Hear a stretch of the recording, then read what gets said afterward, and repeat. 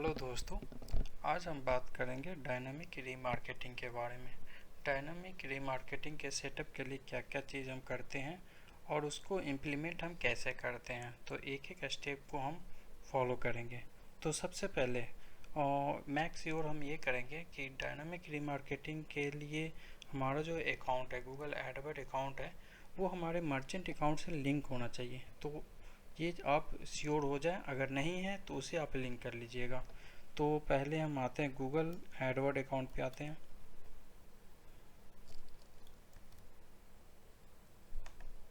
ये Google Edward account है। इसमें पहले हम एक ऑडियंस क्रिएट करते हैं, रीमार्केटिंग के लिए कोड जनरेट करते हैं।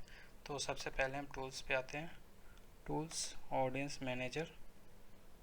अभी हम ऑडियंस क्रिएट कर रहे हैं रीमार्केटिंग के लिए, डायनामिक रीमार्केटिंग के लिए।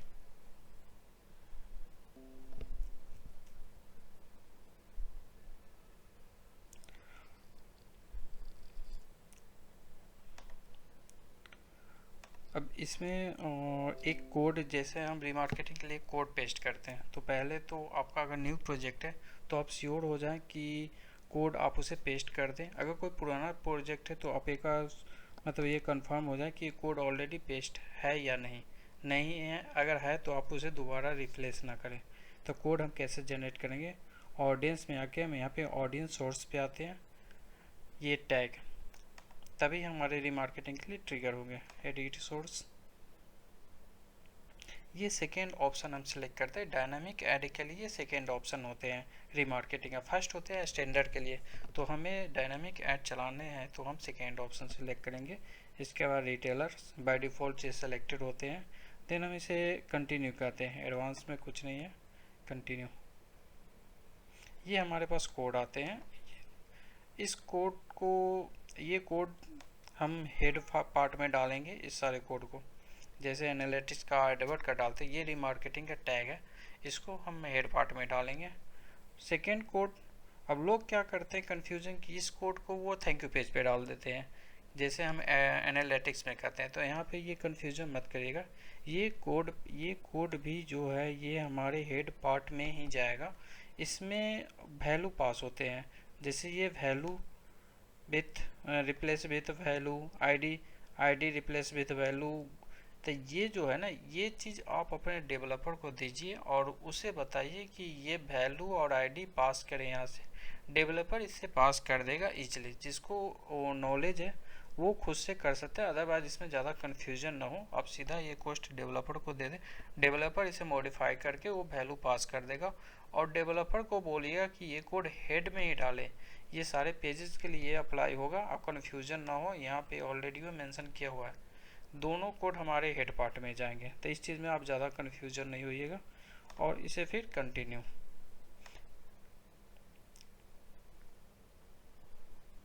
तो ये हमारा कोड यहाँ पे जनरेट हो गया।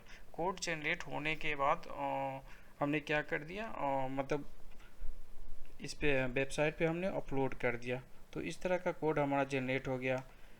ऑडियंस, हम तरह तरह के ऑडियंस बना रखे हैं। अब इसमें आप किसी तरह के ऑडियंस जो बने हुए हैं हमारे सारे, जैसे ऑल पेजेस के लिए है, जैसे मान लीजिए ऑल पेज ये है ऑल वेबसाइट विजिटर के लिए। तो इस तरह अगर आप चाहें तो आप ऑडियंस बना भी सकते हैं। ऑडियंस बनाने के लिए मैंने इससे पहले वाले वीडियो में बता दिया था कि किस तरह हम ऑडियंस बनाते हैं। तो ऑडियंस बनाने का कॉन्सेप्ट क्लियर है, उस चीज़ को मैं अभी दोबारा नहीं कर रहा हूँ, क्योंकि अभी मैं रीमार्केटिंग, डायनामिक रीमार्केटिंग की बात कर रहा हूँ। तो बेसिकली उसका मेन फैक्ट नहीं था कोड, तो वो मैंने बता दिया। ठीक है, इसके बाद ये मल्टीपल ऑडियंस हम क्रिएट कर लेते हैं। अब आते हैं हम सीधा कैंपेन पे।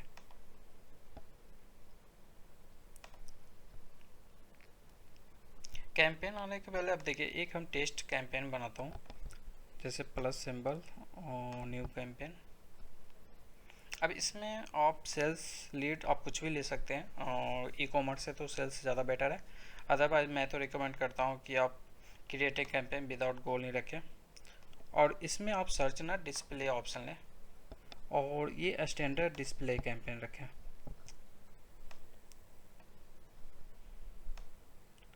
और देन वेबसाइट के नाम ऑप्शनल है, आप डाल सकते हैं, नहीं भी डाल सकते हैं। Then continue.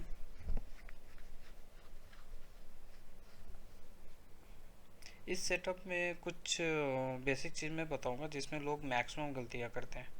यहाँ पे आप नाम दे दीजिए टेस्ट ऐड,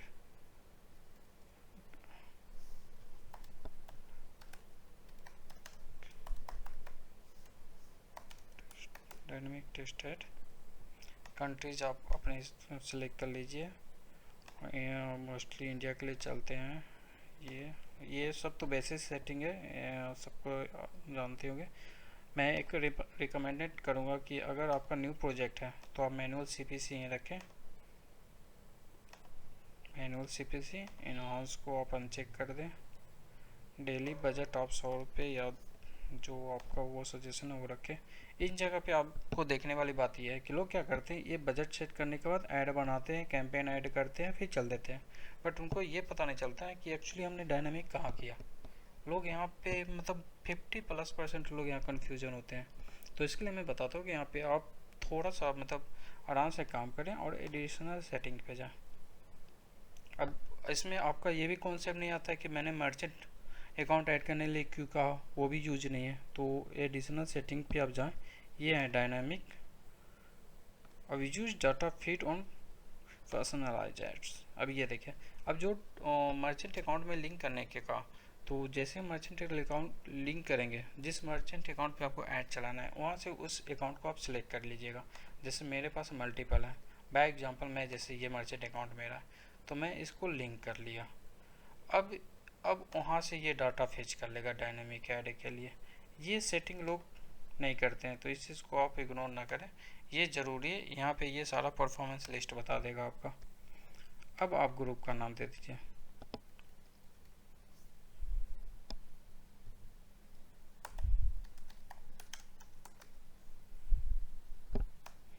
टेस्ट। अब आप ऑडियंस आप सेलेक्ट कर सकते हैं, जिस ऑडियंस पे आपको डायनामिक ऐड चलाने हैं। तो मैं एक ऑल विजिटर के लिए ले लेता हूँ, आपको जिस पे चलाना है आप वो ले लीजिएगा। तो एक ऑडियंस मैंने सेलेक्ट कर लिया।